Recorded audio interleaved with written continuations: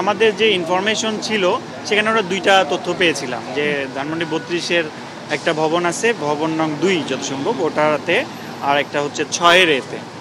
তো আমরা ওখানে গিয়ে পাইনি, এখানেও আসলাম, এসে আরও না এই সংক্রান্ত তথ্য পাইনি, এই জন্য আমরা আসলাম আশেপাশে একটু দেখার জন্য যে অফিস আছে কিনা। এখানে অফিসের যেহেতু লোকেশন পাইনি, রেকর্ডপত্রগুলোও সংগ্রহ করতে পারিনি। এখন অভিযোগের প্রেক্ষিতে আমরা গিয়ে রেকর্ডপত্র যাচাই করব, তারপরে আমরা বিষয়টা উদ্ধার করতে পারবো যে আসলে কি আছে।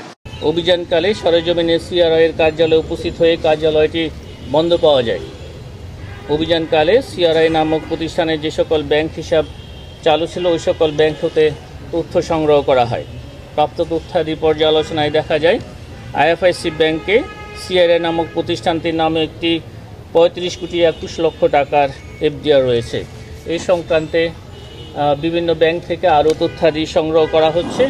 এ বিষয়ে এনফোর্সমেন্ট অভিযানের প্রতিবেদন প্রাপ্তি সাপেক্ষে পরবর্তী আইনানুগ ব্যবস্থা গ্রহণ করা হবে।